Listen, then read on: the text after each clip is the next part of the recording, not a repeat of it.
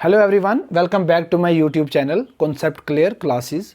तो last class में हम लोगों ने बात की थी मैटर के बारे में। मैटर की डेफिनेशन हमने पढ़ी थी, कुछ मैटर की एग्जांपल्स मैंने आपके साथ शेयर की थी, और उसके बाद हमने जो है वो क्लासिफिकेशन ऑफ मैटर पढ़ा था, यानी कि फिजिकल प्रॉपर्टीज़ जो है हमने मैटर की जो डिस्कस की थी। उसके अंदर हमने पढ़ा था कि मैटर जो है वो पार्टिकल्स से बने हुए होते हैं, और जो पार्टिकल्स होते हैं वो इतने स्मॉल साइज़ के होते हैं कि बियॉन्ड अवर इमेजिनेशन, हम सोच भी नहीं सकते, हमारी सोच से भी जो है वो ऊपर होते हैं। आज हम बात करने जा रहे हैं characteristics of particles of matter की, यानी कि मैटर के पार्टिकल्स की हम करैक्टरिस्टिक्स को पढ़ने जा रहे हैं।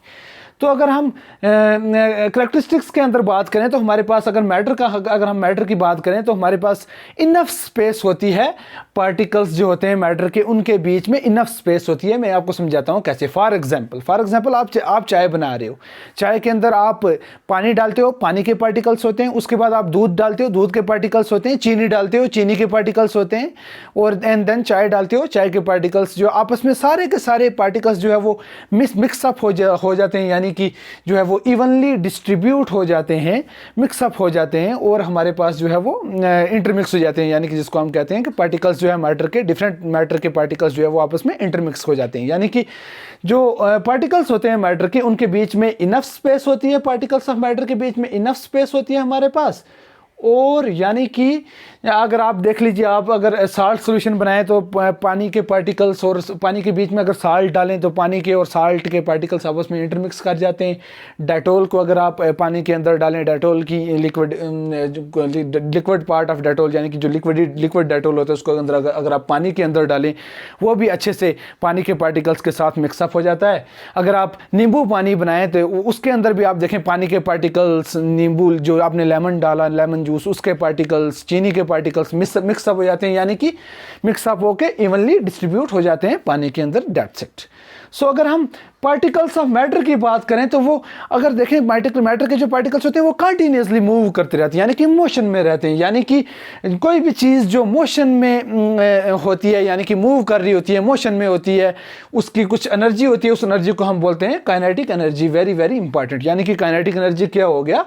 काइनेटिक एनर्जी वो वाली एनर्जी है, काइनेटिक एनर्जी वो वाली एनर्जी है किसी भी ऑब्जेक्ट की, किसी भी बॉडी की, उसके मोशन की वजह से जो हमारे पास एनर्जी आती है किसी भी ऑब्जेक्ट की, किसी भी बॉडी की, वो हमारे पास काइनेटिक एनर्जी कहलाती है। यानी कि इस दुनिया में जितने भी मूव करने वाली ऑब्जेक्ट्स आप कह सकते हैं कि यानी कि उनकी काइनेटिक एनर्जी होती है बिकॉज ऑफ मोशन, यानी कि मूव कर रहे होते हैं। फॉर एग्जांपल फ्लाइंग एरोप्लेन आप ले लीजिए, आप जो है फ्लाइंग बर्ड्स ले लीजिए, कोई बंदे वॉक कर रहे हैं, कोई बंदा चल रहा है, वॉक कर रहा है, उसकी भी काइनेटिक एनर्जी होती है। यानी कि जितने भी मूविंग बॉडीज़ होती हैं हमारे पास, उनकी एनर्जी होती है, और उस एनर्जी को हम कहते हैं काइनेटिक एनर्जी। और kinetic energy is all because of the motion of the bodies.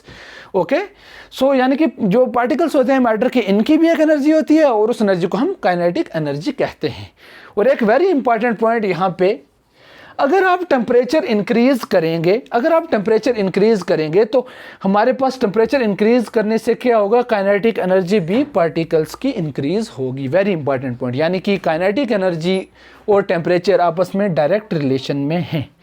यानी कि पार्टिकल्स की काइनेटिक एनर्जी होती है, और टेम्परेचर इंक्रीज करने से क्या होगा? हमारे पास काइनेटिक एनर्जी पार्टिकल्स की इंक्रीज होगी, और उतनी ज़्यादा जो है वो रैंडमली मूव करेंगे। ठीक है ना? तो हमारे पास काइनेटिक एनर्जी और टेम्परेचर आपस में डायरेक्ट रिलेशनशिप में है।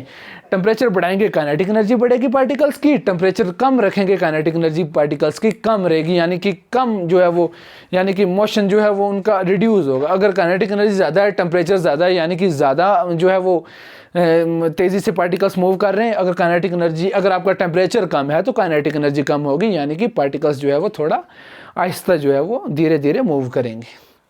अगर हम नेक्स्ट बात करें, हमारे पास नेक्स्ट पॉइंट के अंदर हम बात करें तो जो हम अगर पार्टिकल्स को हम इंटरमिक्स करते हैं, जैसे मैंने अभी आपको समझाया, पानी के बीच में आप चीनी डाल दो, पानी के बीच में आप नमक डाल दो, पार्टिकल्स आपस में इंटरमिक्स हो जाते हैं। यानी कि पानी अलग मैटर आ गया, नमक अलग मैटर आ गया, पानी अलग मैटर आ गया, चीनी अलग मैटर आ गया। दो डिफरेंट मैटर के जब पार्टिकल्स आपस में इंटरमिक्स हो जाते हैं, यानी कि इस प्रोसेस को हम कहते हैं, इस चीज़ को हम कहते हैं डिफ्यूजन।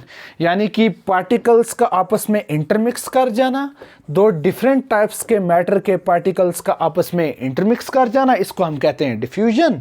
और जितना ज़्यादा आप हीट करोगे, जितना ज़्यादा टेम्परेचर इंक्रीज करोगे, उतनी ज़्यादा काइनेटिक एनर्जी होगी, उतनी ज़्यादा डिफ्यूजन होगी, यानी कि उतनी ज़्यादा पार्टिकल्स तेज़ी से जो है वो मूव करेंगे। यानी कि increase in temperature increases kinetic energy of the particles, और उतना ही तेज़ी से पार्टिकल्स जो है वो रेंडमली जो है वो मूव करेंगे। ठीक है ना।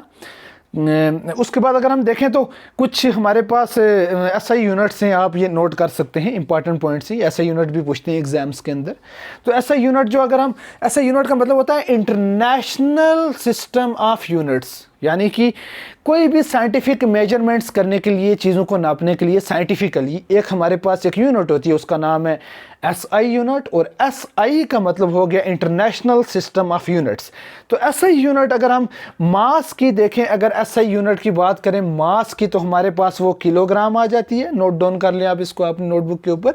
और अगर हम SI यूनिट जो है वो वॉल्यूम की देखें, तो हमारे पास वो क्यूबिक मीटर होती है, यानी कि मीटर क्यूब होती है। यानी कि SI यूनिट जो है वॉल्यूम की वो क्यूबिक मीटर होती है, और SI यूनिट जो है हमारे पास मास की वो होती है केजी, यानी कि किलोग्राम के अंदर मास को हम मेजर करते हैं साइंटिफिकली।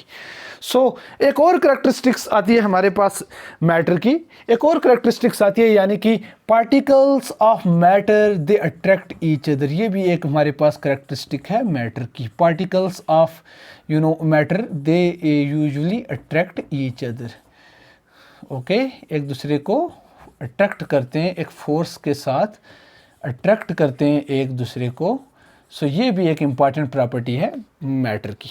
यानी कि पार्टिकल्स जो होते हैं मैटर के, वो अट्रैक्ट करते रहते हैं। जब भी किसी भी बीकर के अंदर आप देख लीजिए, अगर आप मान लीजिए आपका साल्ट सॉल्यूशन है, साल्ट आपने डाला पानी के अंदर, तो पानी के पार्टिकल्स और साल्ट के पार्टिकल्स जो है वो जब आप उनको इंटरमिक्स करेंगे, स्टिर करके इंटरमिक्स करेंगे, घोलेंगे अच्छे से, तो वो हमारे पास जो है वो पार्टिकल्स एक दूसरे को अट्रैक्ट करते रहते हैं। तो अट्रैक्शन सॉलिड में ज़्यादा है, लिक्विड में ज़्यादा है, या गैस में ज़्यादा है, वो हम नेक्स्ट लेक्चर के अंदर जब हम स्टेट्स ऑफ मैटर पढ़ेंगे, सॉलिड्स, लिक्विड्स और गैस जब हम पढ़ेंगे, उसके अंदर मैं आपको बताऊंगा कि किस चीज़ के अंदर, सॉलिड, लिक्विड या गैस, तीनों में से कौन से के अंदर, किस चीज़ के अंदर तीनों में से ज़्यादा फोर्स ऑफ अट्रैक्शन होती है पार्टिकल्स के अंदर, किस में कम होती है और किस में लीस्ट होती है। तो नेक्स्ट क्लास के अंदर हम ये चीज़ें डिस्कस करेंगे। सो आई होप मेरी ये वीडियो आपको पसंद आएगी, और अगर आपको ये वीडियो अच्छी लगे तो आप इसको लाइक करें और मेरे चैनल को सब्सक्राइब करें और अपने दोस्तों के साथ शेयर करें। Thank you very much.